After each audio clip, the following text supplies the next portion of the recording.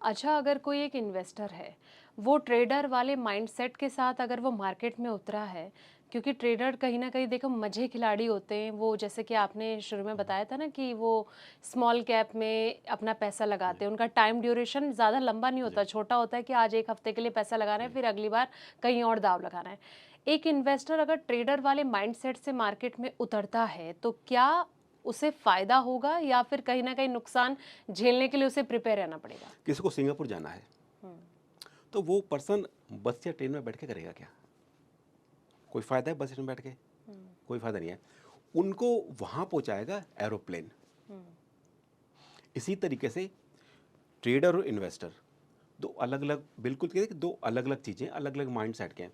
Hmm, as a product mutual fund बना है planning करके इन्वेस्टमेंट करने के लिए 5 साल, 10 साल, 15 साल के लिए। हुँ, ट्रेडिंग का जो चीज़ है वो बनी है कि आप शॉर्ट टर्म में पैसा डालो, बढ़ जाए तो उसको निकाल लो, प्रॉफिट बुक करो, लॉस बुक करो। तो हुँ, दोनों क्या है कि बिल्कुल अलग चीज़ है, दोनों का मोटिव बिल्कुल अलग है। अगर आप म्यूचुअल फंड में आ रहे हैं ट्रेडिंग के पर्पज़ से, तो हुँ, फिर आपने बिल्कुल गलत आपने की है। हुँ, तो वहाँ फिर आपका आउट होना तो तय है बिल्कुल। हुँ, तो फिर आप रिटर्न नहीं बना पाएँगे बिल्कुल भी। अच्छा, तो जी, तो इसलिए ये कि आपको देखना है कि मेरी रिक्वायरमेंट क्या है, मुझे किस चीज़ में जाना चाहिए। हुँ, उस हिसाब से फिर आगे बढ़िए, अच्छा, तो आप अच्छा गेन करेंगे। अच्छा, क्या लग रहा है जिस तरीके से अभी देखिए हमने देखा कि एसआईपी का जो क्रेज़ है ना पिछले कुछ वक़्त से बहुत तेज़ी से बढ़ रहा है और कहीं न कहीं अच्छा रिटर्न भी उसमें मिल रहा है। ऐसा तो नहीं कि आने वाले वक़्त में इक्विटी पे ये भारी पड़ती हुई नज़र आ सकती है एसआईपी? बिल्कुल नहीं। हुँ, उसका रीज़न क्या है कि हमारी इकोनॉमी ग्रो कर रही है, बड़ी तेज़ी से। नए-नए स्टार्टअप आ रहे हैं, हुँ, नई-नई कंपनी आ रही हैं, जो काफ़ी अच्छा कर रही हैं। तो मार्केट को देखो पैसा मार्केट को पैसा तो चाहिएगा। हुँ, हुँ, मार्केट में पैसा होगा तभी कंपनियां एक्सपेंड कर पाएंगी। तो जितना पैसा मार्केट में आएगा उतना ही हमारी इकोनॉमी को ज़्यादा बूस्ट करेगा। हुँ, हमारी ग्रोथ नहीं ज़्यादा मल्टीपल होती चली जाएगी।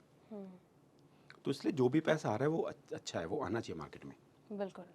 अच्छा, कुछ और कमेंट्स ले लेते हैं। एक कमेंट ये है नरेंद्र जी की लमसम तभी करना चाहिए जब मार्केट 15% करेक्शन हो, वरना 3 साल तक झेलते रहो पॉजिटिव नेगेटिव का जो ये साइकिल है वो। देखिए, मार्केट ना 10% हुँ, कभी भी गिर सकता है और हम उसको नॉर्मल मानते हैं, मार्केट को गिरना हुँ, नॉर्मल। हाँ, अगर मार्केट अच्छा खासा गिरा हुआ है 15%, तो आपको डेफिनेटली आप उसमें लमसम डाल सकते हैं। अगर मार्केट 10% से कम गिरा है हुँ, तो भी आप लमसम डाल सकते हैं, बट फिर आपको एसटीपी करनी है। अच्छा। तो एसटीपी करके आपने मार्केट के गिरने का जो रिस्क था ना, हुँ, वो आपने उसको एडवांटेज बना दिया अपने लिए। अगर आज आपने लमसम पैसा डाल दिया, मार्केट गिरा नहीं है, हुँ, तो डेट इज रिस्क। एसटीपी आपने लगा दी तो गिरना आपके लिए एडवांटेज बन जाएगा। अच्छा।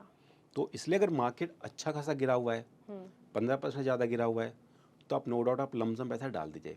और कम गिरा है और यहाँ से लगता है कि और गिर सकता है, हुँ, तो फिर आप एसटीपी चालू करिए हर हुँ, हालत में। तो एसटीपी का वे सबसे बेस्ट रहता है। हुँ, आपको क्या तरीके खोजने हैं किसी भी काम के लिए। अगर आप सही तरीका खोजेंगे तो फिर आप उस पे हमेशा अच्छा गेन करेंगे। हुँ, आपको फ़ायदा होगा उस चीज़ का। इसीलिए प्लानिंग कहते हैं कि एक प्लानिंग होना बहुत ज़रूरी है। हुँ, और वहीं पे किसी एडवाइज़र का रोल आ जाता है कि वो आपको प्रॉपर बता सके कि हुँ, आपको किस तरीके से करना है। हुँ। अच्छा नरेंद्र जी ये बताइए कि लमसम क्या एसआईपी पे भारी पड़ती है? नहीं, बिल्कुल भारी नहीं पड़ती है। रिटर्न के मामले में अगर मैं जानना चाहूँ तो क्या लमसम एसआईपी पे भारी? नहीं, बिल्कुल नहीं है। हुँ, देखिए, सपोज़ एक फंड है, उसने 10 साल में रिटर्न दिए 15% एनुअली। तो आप लमसम डालो, आप एसआईपी करो। हुँ, रिटर्न तो आपको 15% ही आनी है।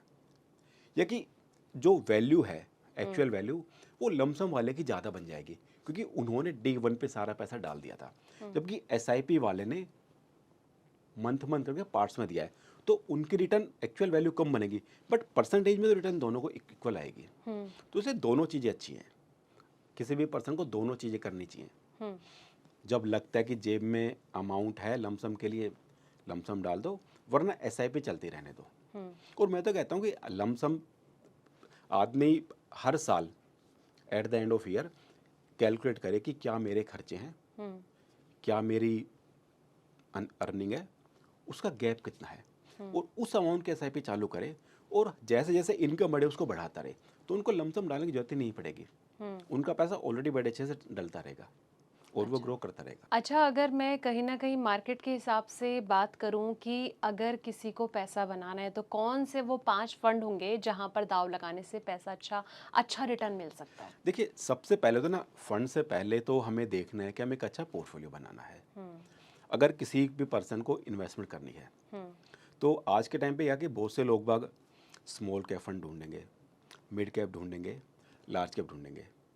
उन्हें 3 फंड अच्छे ढूंढने पड़ेंगे। हुँ। उससे बेस्ट है मल्टी कैप कैटेगरी। अच्छा। जब आप 100 रुपये इन्वेस्ट करते हैं, हुँ, तो 33 रुपये जाएगा लार्ज कैप में, 33 मिड कैप में, 33 स्मॉल कैप में। हुँ, तो इन्वेस्टर क्या करें, कोई भी अच्छा सा मल्टी कैप ढूंढ के हुँ। उसमें अपना 60% पैसा उसमें अपना डिप्लॉय कर दे, अच्छा।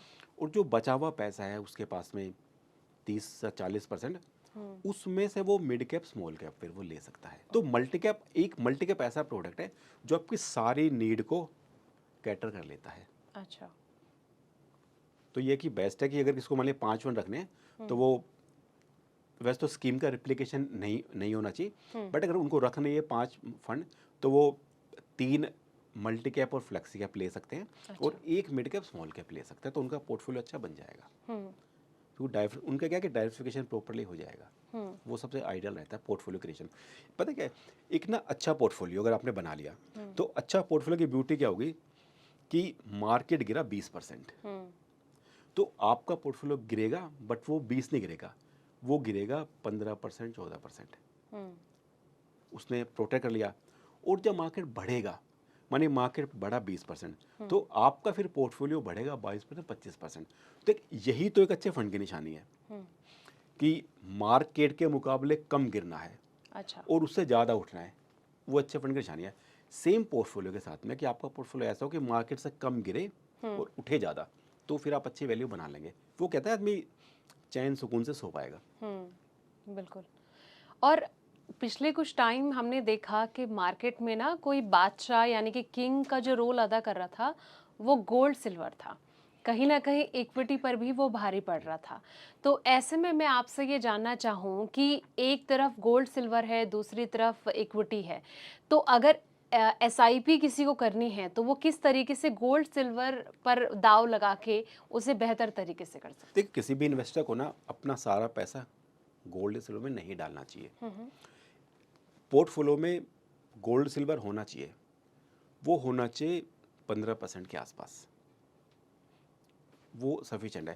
क्योंकि होता क्या है कि जहाँ तक हम गोल्ड की बात करें, हुँ, तो मैंने हमेशा देखा, अगर आप पिछले 20 साल का भी उठाओगे, तो 3-4 साल तक गोल्ड बिल्कुल शांत रहता है, उसकी कोई बात नहीं करता। हुँ, फिर साल 1.5 साल के लिए गोल्ड तेजी से ऊपर भग जाएगा। हुँ।